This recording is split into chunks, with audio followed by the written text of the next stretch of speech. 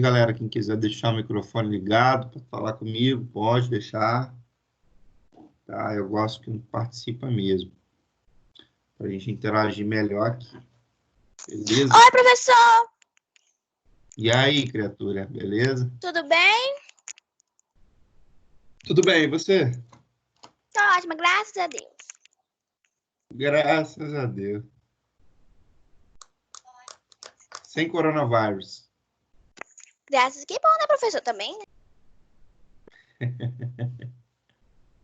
Deus me livre, né, gente? Você tá doido.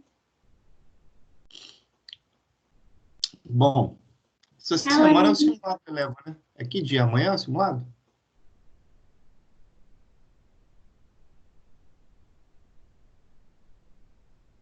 É amanhã? Simulado eleva?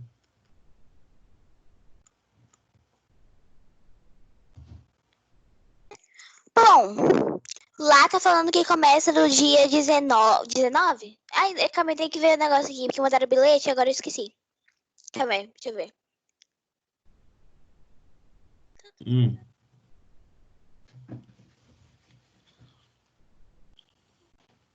Ai, não é isso.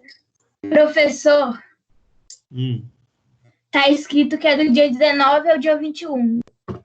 É, isso aí. Terça, quarta e quinta, então? Isso aí. 3 dias de simulado. Muito bem. Ah, outra coisa, galera. Parece que agora curou, que bom, hein, bicho? Pô, muito bom, né? Idoso se curar de corona, difícil. Mandou bem, que bom, né? Graças a Deus. Eu vou falar com você o seguinte. Eu até esqueci que eu ia falar, tá vendo? Ah, tá. As TMs, agora, elas vão ter um peso como se fosse uma avaliação, parece. Porque, como a gente não está fazendo prova, essas coisas ainda, né? Mas vai ter, tá? Vai ter prova online, já fiquei sabendo que vai ter. Mas as TMs vão ter um peso também. Então, tem que ficar atento aí aos prazos das TMs, para vocês fazerem. Algumas antigas a gente vai estar liberando agora aí para vocês também, para fazer direitinho e a gente não perder nada com isso, né? Professor, aqui, as 4 primeiras TMs que você passou antes da gente ter aula online, assim, elas estavam como se você tivesse feito. Só que agora acho que apareceram 2 que está escrito como se a Vanessa tivesse feito. É isso aí mesmo. É para fazer também? Isso.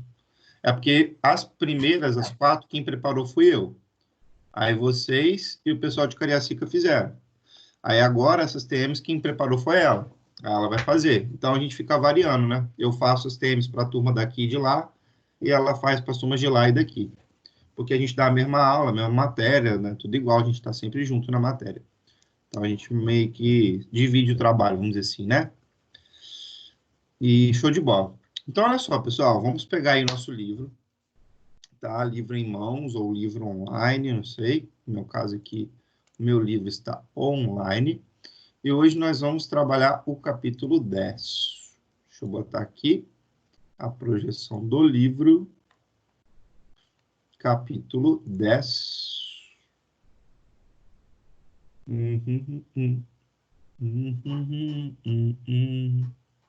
Compartilhar minha tela. Cadê, gente, esse negócio? É isso aqui que eu quero ver.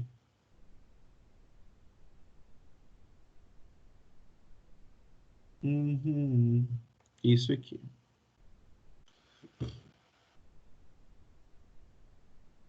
Isso aí. Capítulo 10.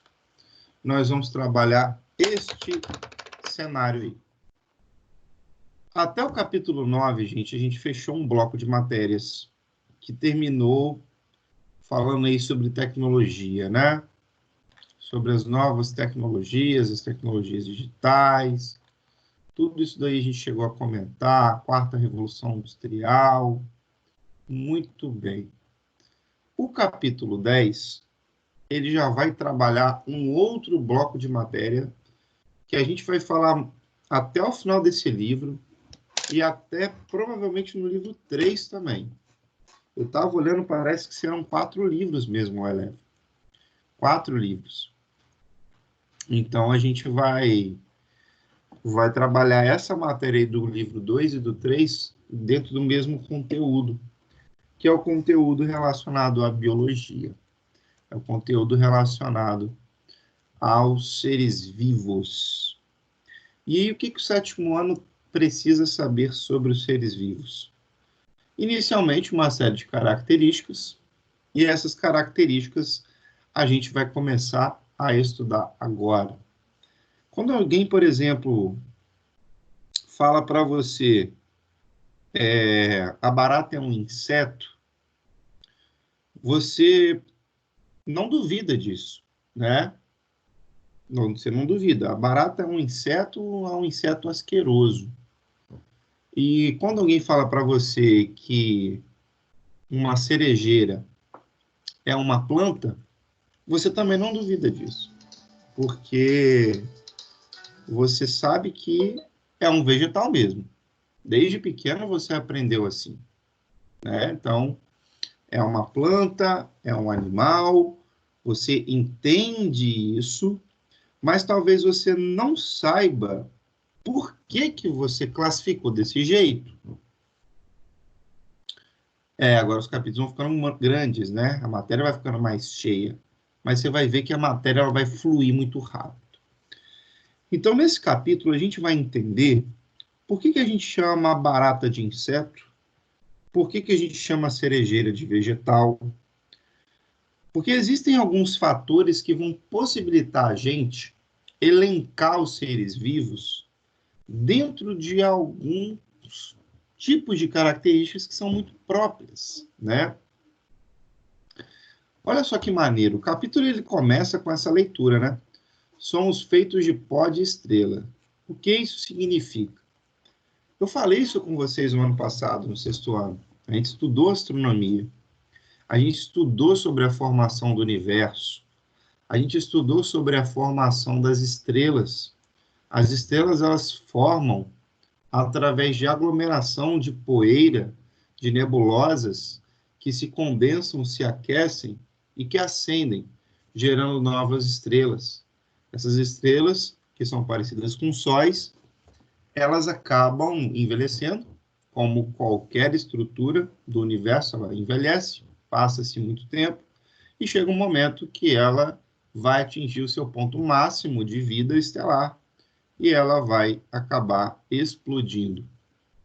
Nessa explosão de uma estrela, o seu núcleo ele sofre uma quebra e libera-se pelo universo uma série de partículas atômicas, de todos os átomos que a gente conhece da tabela periódica.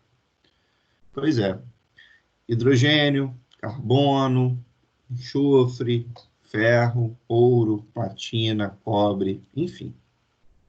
Essas partículas químicas, esses átomos, eles se espalham e alguns se aglomeram de novo para formar novas estruturas cósmicas, como meteoros, cometas, novas estrelas e até novos planetas. Assim, a Terra surgiu, junto com o Sistema Solar, há quase 5 bilhões de anos atrás, e há cerca de 3,5 bilhões de anos atrás, a gente tem o primeiro registro de que a vida apareceu aqui na Terra, eu ia falar na Serra, né? Apareceu aqui na Serra, seria sacanagem. Apareceu aqui na Terra de forma bastante primitiva, né? Na forma parecida com uma bactéria, se a gente pudesse comparar hoje. Os milhares de anos foram passando, essa estrutura orgânica, esse micro-organismo, ele foi aumentando a sua complexidade, ganhando novas capacidades e novas habilidades, e foi se diferenciando em uma série de outras microestruturas, até se tornar macroestruturas e gerar organismos mais complexos. Então, qualquer organismo que hoje existe aqui na Terra, e a gente tem mais ou menos aí cerca de 2 milhões de espécies catalogadas, descritas na ciência, elas vieram de evolução, elas vieram de diferenciação ao longo dos milhares de anos, desde a formação da vida no nosso planeta. Sabendo que a gente tem uma mesma origem, sabendo que nós somos feitos pelos mesmos elementos químicos, carbono, hidrogênio, oxigênio, fósforo, enxofre, a gente pode, para facilitar o nosso entendimento, classificar as coisas. E aí eu vou contar algo para vocês que talvez vocês já saibam. Nós somos classificadores natos o tempo inteiro. Nós somos o que a gente chama de sistematas. Sistemata é aquele que gosta de classificar. Se você entrar no seu quarto, ainda que ele esteja um pouco bagunçado, você provavelmente vai ter um guarda-roupa ou um gaveteiro, onde você elenca as suas roupas de acordo com o tipo delas. Gaveta de camisas, gaveta de bermudas ou de calças. Você coloca sobre a sua mesa itens que ali você julga que deveriam estar, como o seu caderno, o seu lápis. Você não coloca em cima de uma mesa, por exemplo, uma cadeira. Não é o local dela ali. Não é o mais adequado. Assim você tem toda uma organização do seu quarto, da sua cozinha, da sua sala, do seu banheiro, da sua casa. Nossa sociedade, ela vive por uma organização que é estabelecida quase que de forma automática, né? E isso é um senso que a gente tem há muitos anos. E por que a gente faz essa organização? Porque se a gente não organizar, minimamente que seja, a gente se perde. A gente entra num labirinto da própria vida e a gente não consegue mais achar nada quando a gente precisar procurar.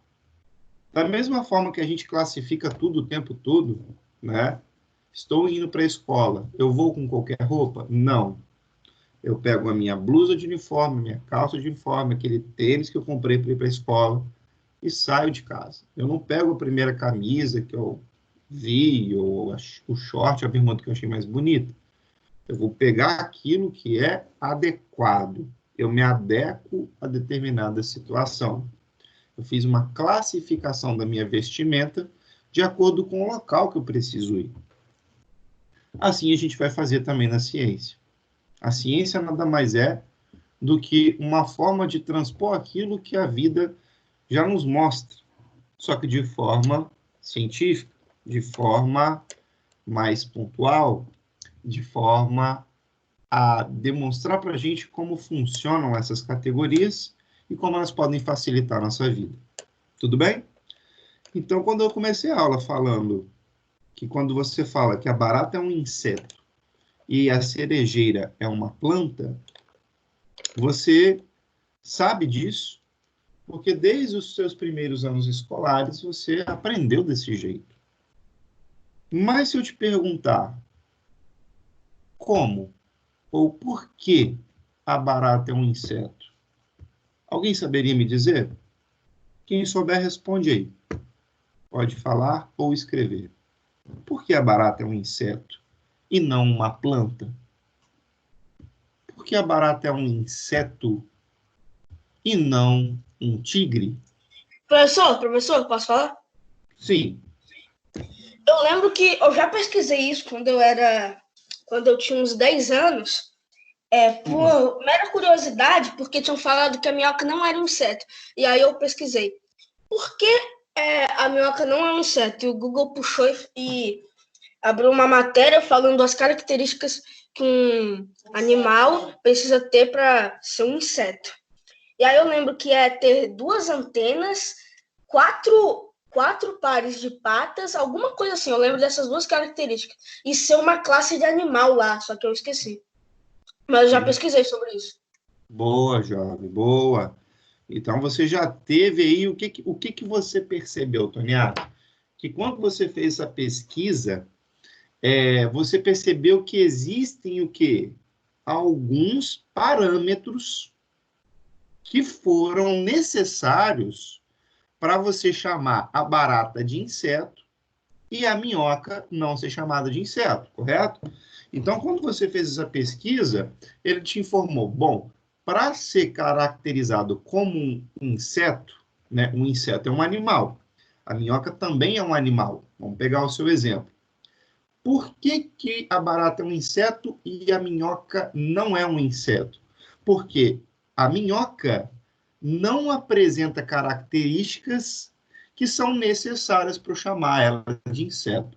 Quais são as características que me permitem falar assim, a barata é um inseto? Tem 2 antenas, como você falou. Com relação à quantidade de patas, tem 6 patas ou 3 pares de patas. E você falou mais uma aí, a classe. Sim, os insetos são de uma categoria, de um filo, que nós vamos chamar de artrópodes, e da classe Insecta. A minhoca, ela é um animal? Sim, a minhoca não é uma planta, ela é um animal. Só que a minhoca, ela não tem as 2 antenas, a minhoca ela não tem as 6 patas, e a minhoca não está dentro da classe Insecta do filo artrópode. A minhoca é um anelídeo, é um animal que, assim como a barata, é um invertebrado, ou seja, não tem coluna vertebral, não tem osso, mas que ao invés de caminhar, ela rasteja, ela faz buracos, que ao invés de utilizar antenas para se comunicar ou para se orientar, ela vai utilizar como orientação papilas que ficam presentes na sua boca. Ela não está dentro da categoria dos insetos, ela está dentro da categoria dos anelídeos, que são animais que apresentam um corpo segmentado e anelado. Por isso, a barata é um inseto. E a minhoca não. Sim, escrevo. A barata pertence à classe Insecta e ao filo Artrópoda.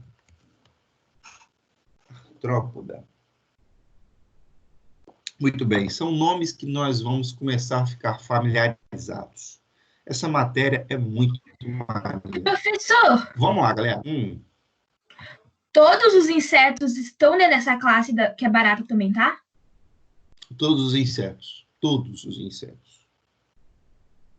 Mosca, mosquito, percevejo, borboleta, mariposa. Então pode, tipo, se classificar que não só a barata, mas todos os insetos têm antenas, 6 todos isso, patas exatamente. E pertencem a essa classe?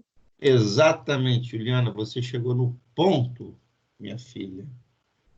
Quando você fez essa conclusão, você percebeu que eu estou colocando os insetos dentro dessa categoria porque eles apresentam características que são semelhantes ou diferentes?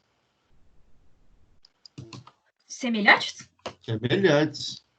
Todos os insetos têm antenas? Sim. Todos os insetos têm 6 pernas? Tem. São características que apresentam numa barata, numa formiga, numa joaninha, num percevejo, numa mariposa, num bicho-pau. São características gerais dos insetos. Beleza? Esse capítulo ele vai falar para a gente como nós vamos estabelecer essas categorias.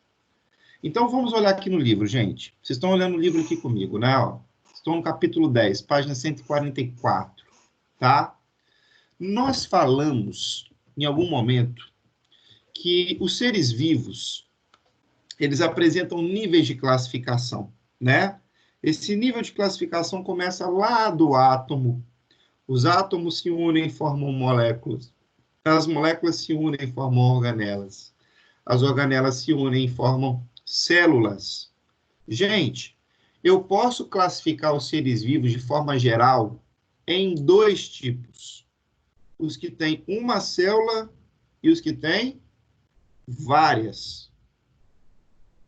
Qual é o nome do ser vivo quando ele só tem uma célula e quando ele tem várias? Professor, O de uma célula é unicelular e o de mais células é pluricelular. Perfeito. Muito bem. Isso está em negrito aqui, ó. Tudo bem? Então, isso é o que a gente chama de critério de classificação. É estabelecer uma forma para que a gente possa colocar as coisas dentro de categorias. Categorias. Categorizar é organizar. Para organizar, eu preciso estabelecer critérios. Neste caso, qual foi o critério que eu estabeleci? Quantidade de células. Quantidade de células é um ótimo critério dentro da biologia, porque eu vou classificar, por exemplo, gente, tem uma categoria aí de ser vivo que só tem uma célula e que é, assim, muito importante para o planeta. Alguém sabe me dizer qual ser vivo só tem uma célula e que a gente fala assim nele quase que todo dia?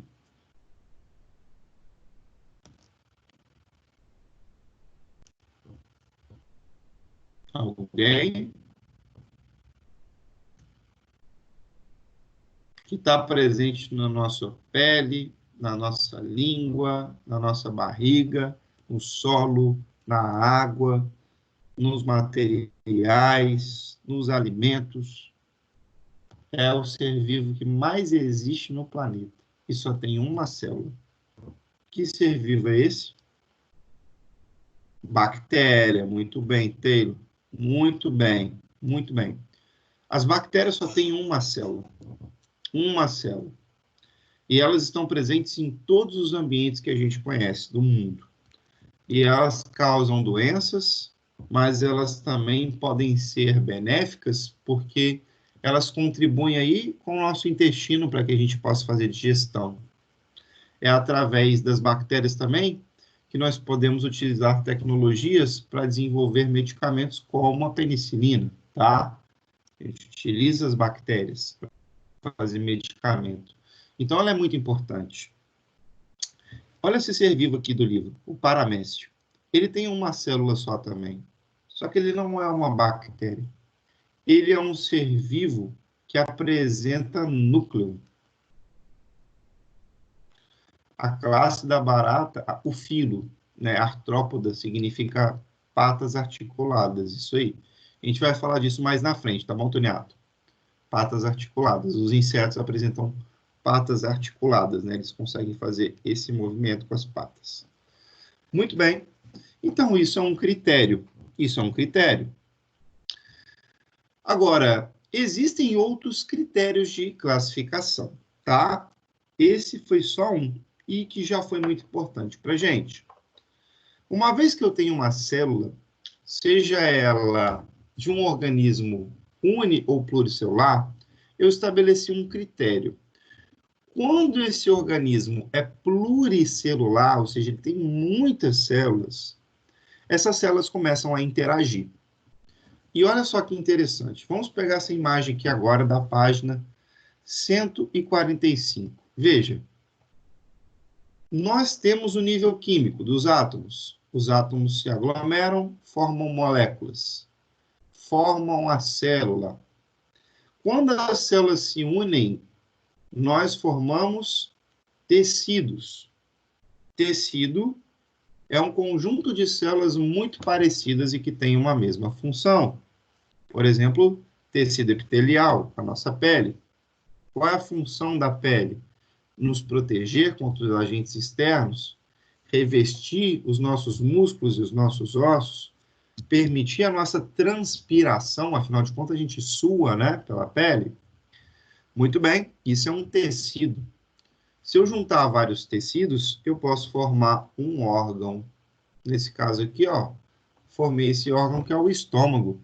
Ele tem tecido epitelial, ele tem tecido muscular, E esses tecidos, eles trabalham juntos para que o estômago possa digerir alimentos.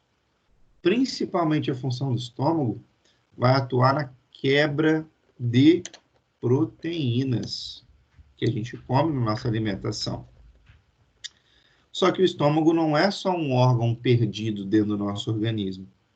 Ele faz parte de um sistema muito maior, que envolve estômago, intestino, fígado, boca, esôfago, faringe.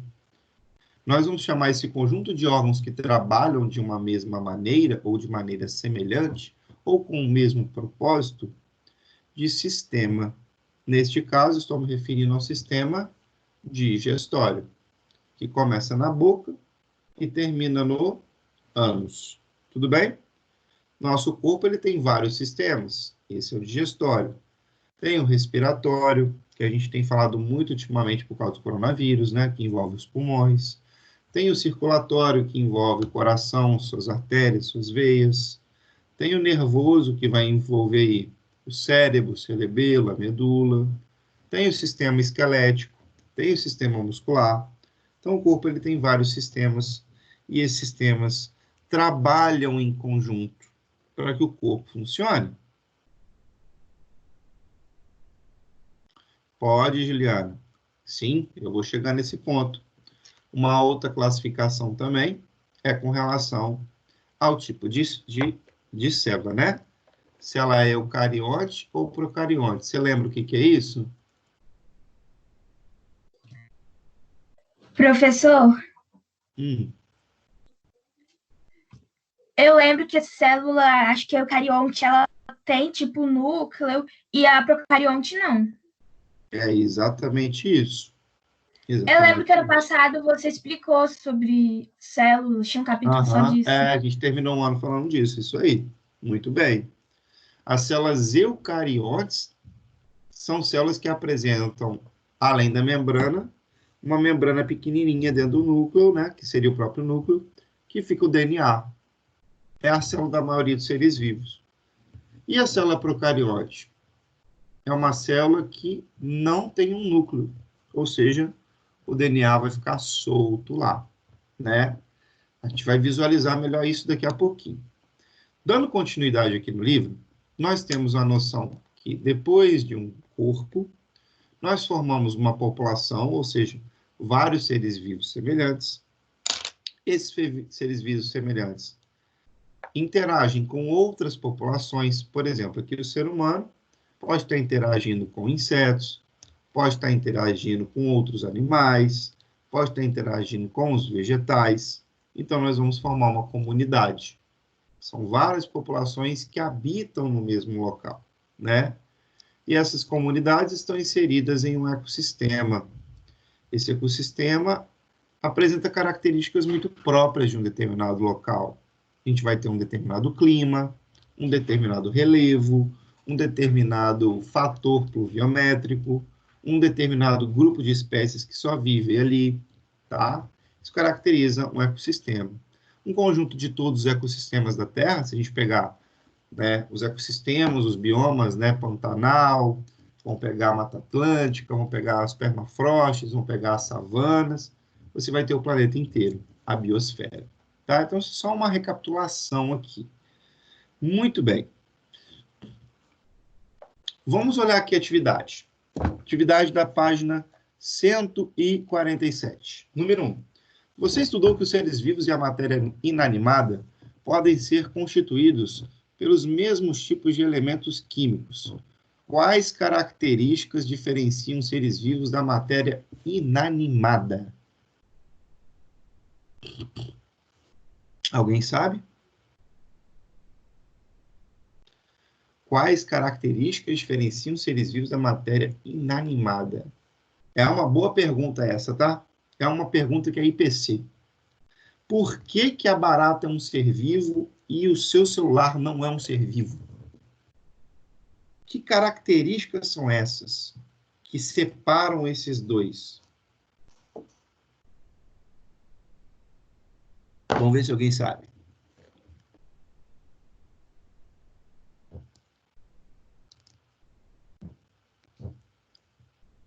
Essa é boa, hein?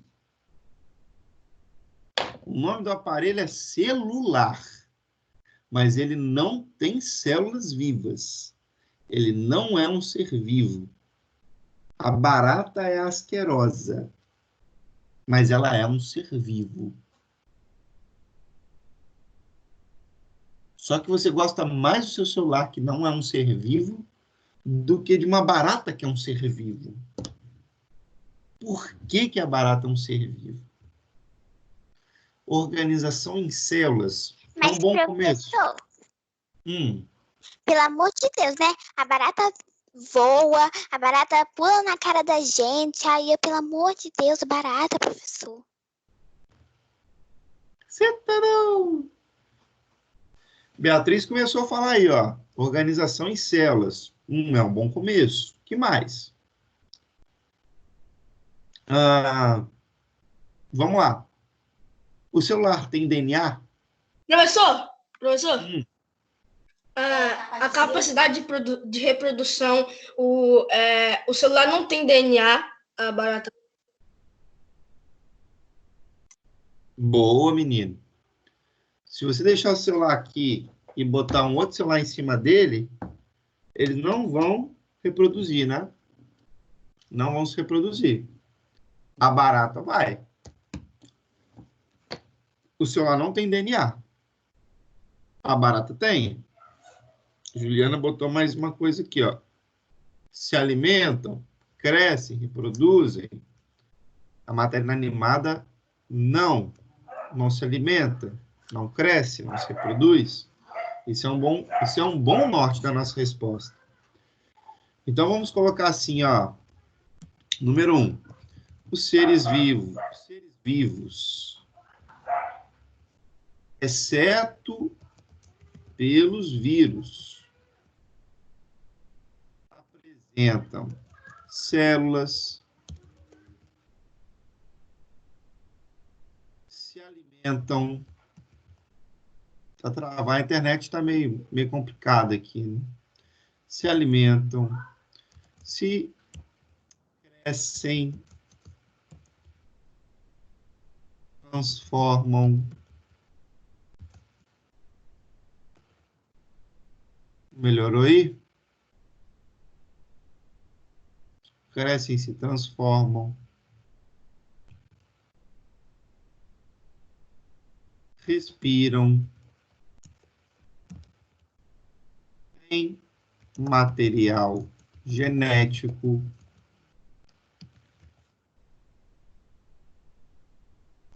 Respondem a estímulos do ambiente. Então, algumas características aí que a gente pode falar que os seres vivos têm. Então, quando alguém te perguntar assim, ó, quando alguém falar assim, gente, olha só, a pedra é um ser vivo ou um ser morto? Ou é um ser inanimado? O que é estar animado e o que é estar desanimado? Quando você fala, nossa, hoje eu estou empolgadão, estou animadão. Animado vem de ânima, ânima vem de espírito, vem de alma. Você está espirituoso, você está animado, você está com uma fonte de vida que flui por você. Se você falar, estou desanimado, é como se você estivesse sem alma, sem espírito, se você estivesse meio morto. Porque realmente, quando a gente está desanimado, a gente está lá, né? Pô, hoje eu estou mortão, hoje eu estou fracão, quero fazer nada, né? Pois é, os seres inanimados, eles estão sempre assim. Eles não têm ânima, eles não têm espírito. E seria o que isso? Eles não têm células, eles não crescem, eles não se alimentam, não reproduzem, eles não respiram. Então, uma pedra é um ser inanimado, é um mineral, enquanto as plantas, os animais, os fungos, as bactérias respondem a estímulos, têm material genético, tudo isso caracterizam como seres vivos. Beleza?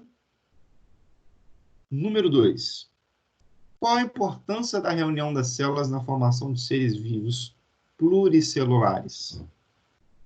Qual a importância da reunião das células na formação de seres vivos pluricelulares? Gente, a gente falou agora. Se você junta muitas células parecidas, você forma o quê?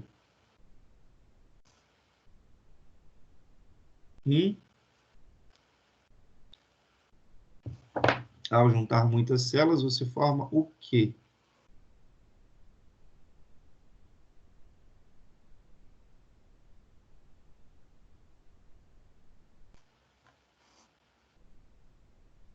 Você forma um tecido. E um tecido forma um órgão. E esse órgão está dentro de um sistema. E esse sistema tem uma função. Então, qual a importância da união das células na formação de seres pluricelulares? Quando a gente une células, nós conseguimos formar tecidos e órgãos que caracterizam um sistema particular. Vamos botar isso, então.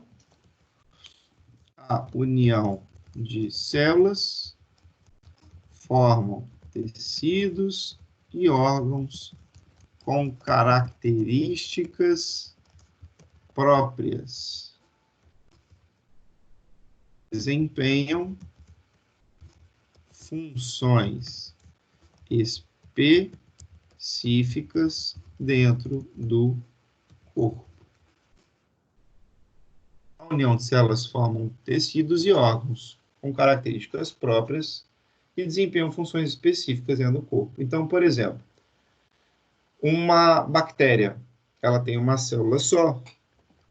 Se ela tem uma célula só e essa célula morre, o que acontece com essa bactéria?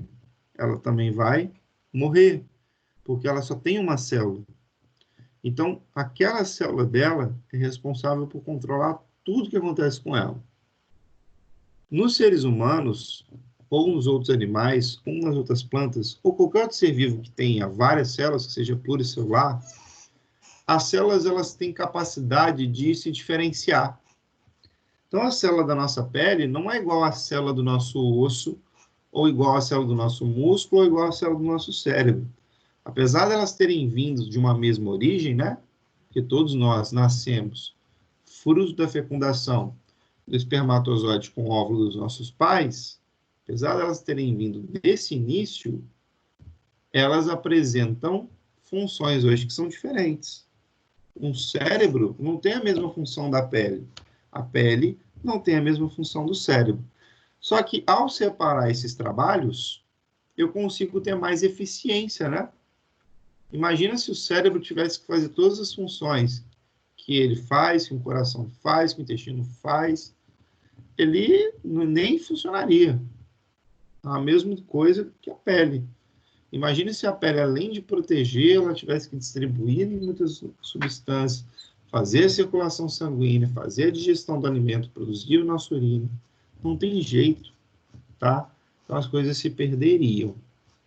Então a união de células geram tecidos e permitem a divisão de trabalho nos seres pluricelulares.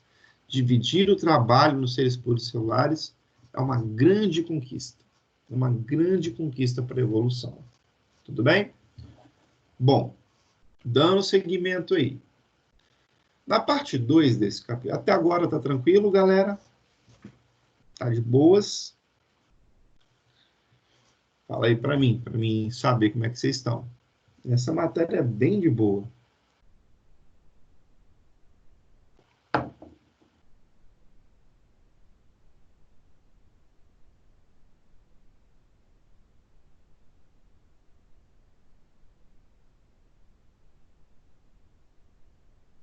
Então, assim, o que a gente já viu até agora? Que nós vamos trabalhar com classificação, só que a gente já faz isso de forma automática na nossa vida. Nós classificamos tudo, desde a roupa que a gente veste até a comida que a gente come. Nós guardamos e classificamos tudo. Essa matéria ela vai estudar como que isso é feito e vai mostrar para a gente que se não fosse feita essa classificação, para a gente estudar seria extremamente muito difícil. Imagina, né? Vocês têm aula com vários professores.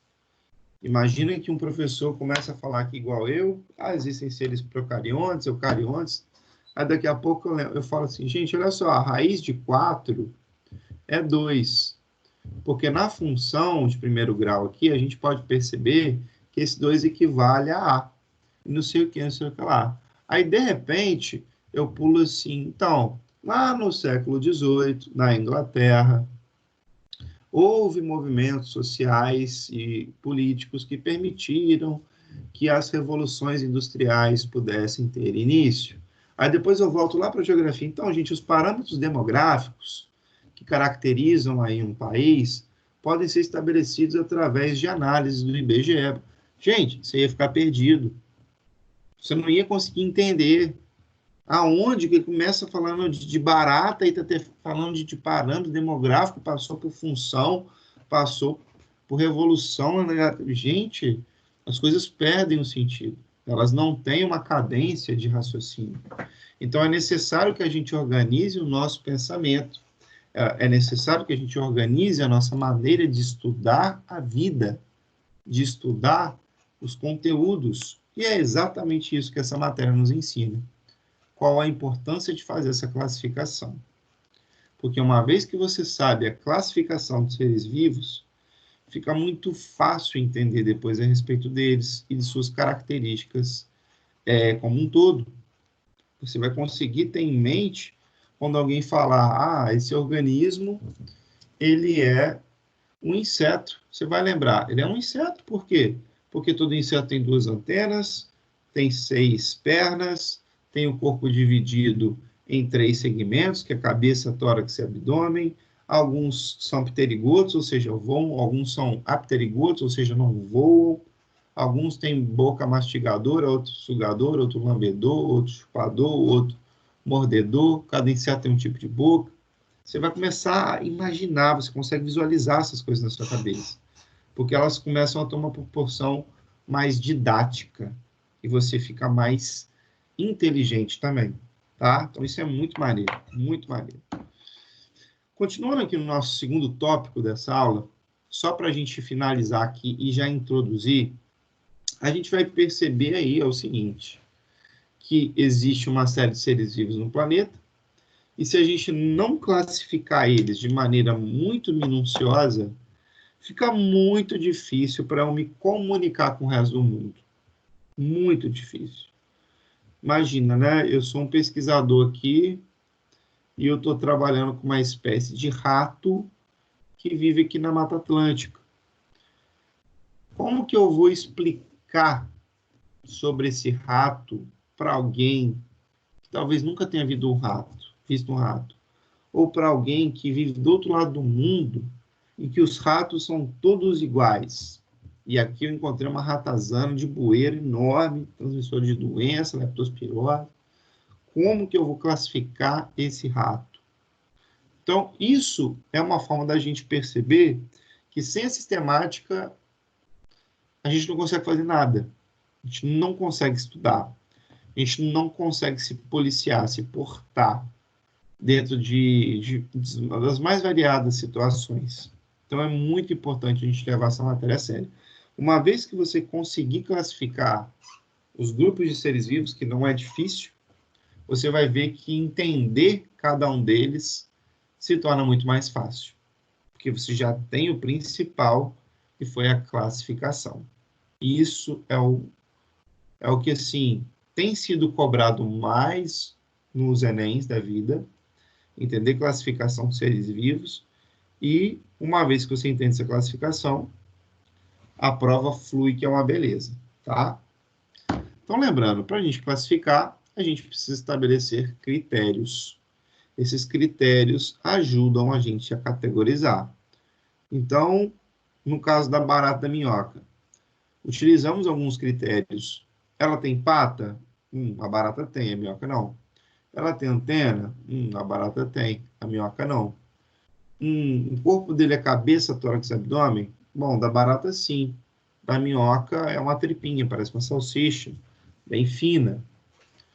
Então, eu estabeleci critérios ali. Estabeleci critérios para diferenciar um ser do outro.